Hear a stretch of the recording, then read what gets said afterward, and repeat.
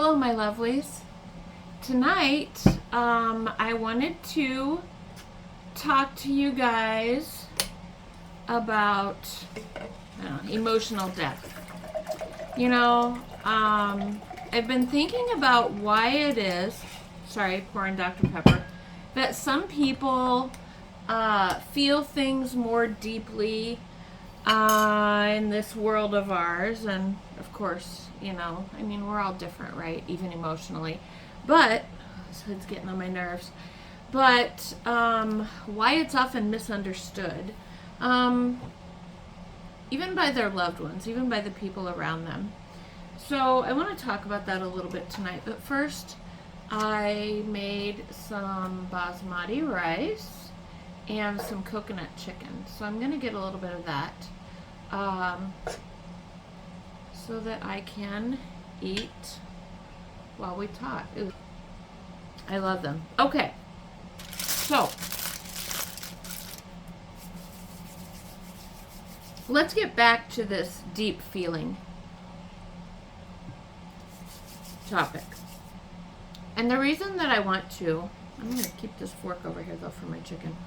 The reason I want to talk about this is, a lot of times it is misunderstood, and it's not about, people who are deep sensing or deep feeling get called overly sensitive or hysterical, or, we have coined many a name for this particular ability to feel things deeply, right?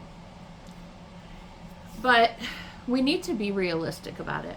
Some people are simply more attuned to our environment than others. And a lot of times this comes from either growing up in an environment where you have to be aware of things, on a higher level, or maybe it's from being in a relationship where, maybe you feel like you're always on. You always have to kind of be on guard for what's coming up or what's going on or what's just below the surface. So it isn't random, and it's not a form of indulgence, and the other thing that it's not is a way to get attention. I know that sometimes it is seen as a cry for attention. And being somebody who is pretty emotional myself, I find it offensive that people think that I have to be upset or be all in my emotions to want attention, or to feel like that's how I would get attention. I have a great many ways about my personality that get me plenty of attention. But modern culture as we know it rewards speed, productivity, and detachment, to get the job done, right? And we've become this way in our home lives, in our work lives. It's easier to put your head down and deal with all of the things and put the stuff that creates too much emotional pressure aside. Depth doesn't move fast. It observes, right? Like, usually you're people who are accused of being overly sensitive or overly emotional. They're the ones that you'll find on the perimeter of a room. They're the ones that are watching the crowds, watching the people, paying attention to how things are unfolding. at a party, in a home, with a family, at the job. So depth is discernment, right? It's like the connection that we have with our environment. And some people don't. They put their heads down and they power forward, and that's what you get from them. And I'm not saying that either one is right or wrong. I'm saying that people who are deeply emotional are the ones that kind of have the sense that they're doing something wrong based on their reactions of other people when they do react or show their sensitivity. Anyway, I feel like one of the things that we need to touch on is that, emotional depth creates friction. So it's not a failure to have this, because friction creates the environment that helps us grow, right? Like if everything always went along status quo, nothing ever rubbed, we wouldn't change. We wouldn't change anything. Not about ourselves, not about the life that we're living. We wouldn't develop strong interpersonal communications. We wouldn't thrive to be more successful, to be more knowledgeable in the work that we do. We would all just kind of putter along in whatever role we set ourselves into, and we wouldn't grow. The best way that we can handle this is kind of to reframe those people in our lives, or even with ourselves. I have carried a lot of guilt because people in my life historically have said, I'm too emotional, I overreact, and I'm a lot. I have big opinions and I have big thoughts, and sometimes I have a big mouth. But it's also that I'm the girl that cries at commercials, cries telling stories. Like, I get choked up. But nothing about that is incorrect. Like, my depth is my discernment. It's not what makes me fragile. I'm not fragile. I'm not weak. It often feels like,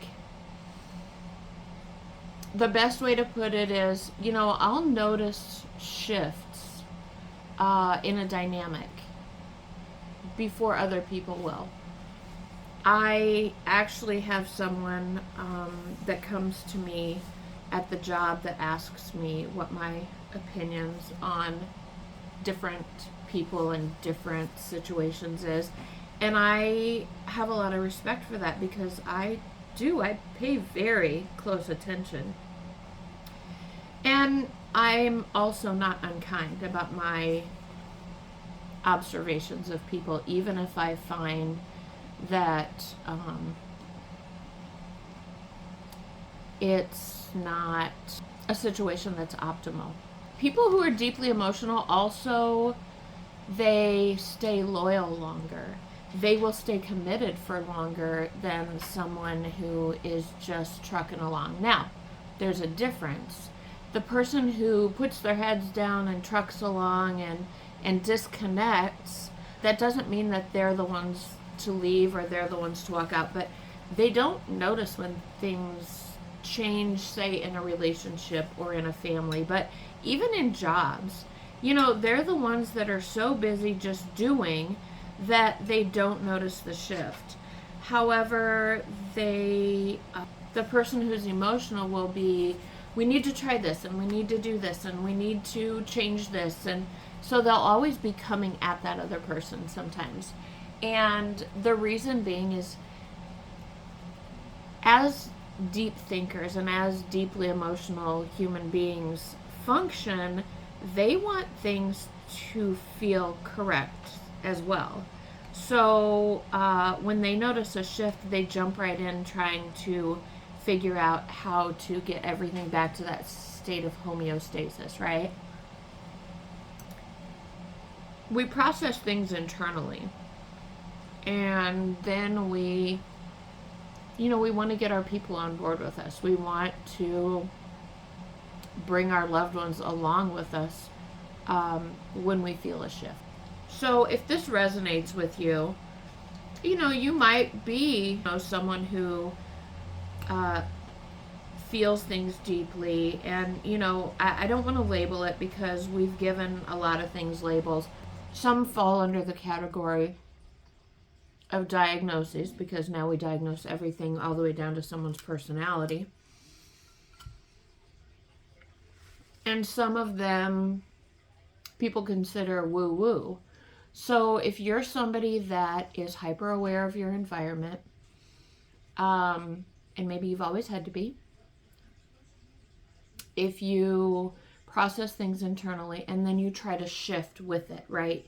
Because that's the other thing that people who are deeply emotional or highly, like intuitive do, is they will try to shift. Now, that doesn't mean that we always go along with the status quo, because we don't. And that's where the friction comes in. When we make recommendations or we try to soften the outcome, generally that's when we get misjudged. Now, that doesn't mean we're too much. And it doesn't mean that environments where there's a lot going on aren't for us. Actually, quite the opposite. We need safe people in our environment.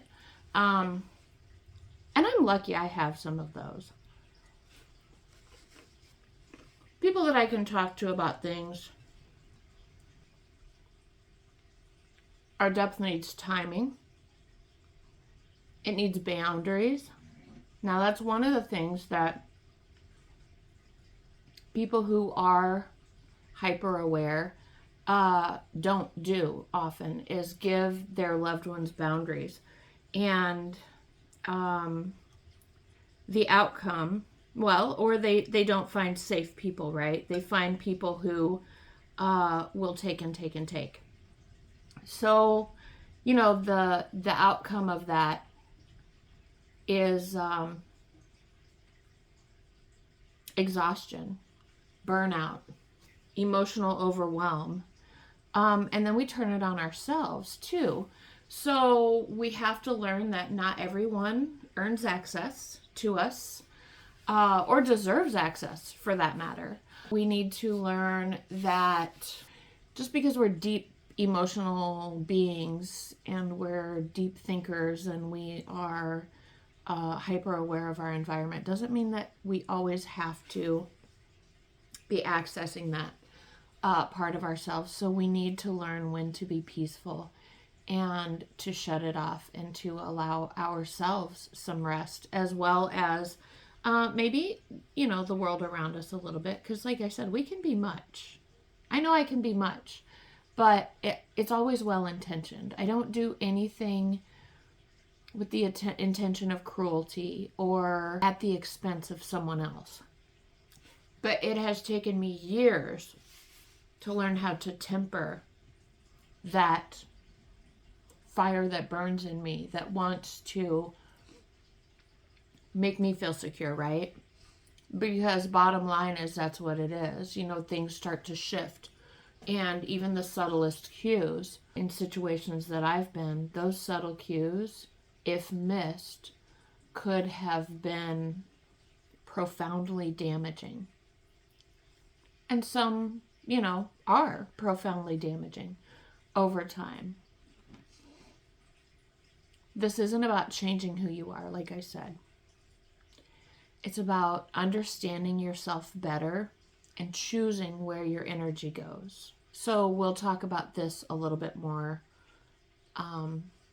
in the future, as to how to direct our flow of energy when so many things come naturally to us that we have to set boundaries for ourselves. So I just want you all to know, depth isn't the problem. Lack of discernment is. Understanding yourself changes how you move through the world. It changes how you interact with your peers and your loved ones. And it changes your own perspective too, sometimes of yourself, sometimes of the situation, the environment that you're in. How do we keep ourselves energetically safe when we are like this? Because a great many things touch us. And probably a lot of the things that shouldn't have access to us. But by the same token, we're the ones that put our toes in there, right? We're the ones that walk up to the edge of the water and look in just to see what's going on. So I can't wait to go into that a little bit more, but I'm gonna go let my dogs out. Today they've gone out a lot because we finally got some cool weather and some snow, and they love it. But I thank you for joining me. This was really good. Okay, my lovelies, I really enjoy these chats, and if it's enough to get me through dinner, then we are good to go. So, because remember, the point was not being alone to eat here at this table. So, thank you. I will see you the next time. Oh, I'm finally finished with my 7-day stretch of work, so that makes me happy. And take care of yourselves. Comment, like, subscribe, and come back and see me again. I really, really am grateful to have you here. Thank you.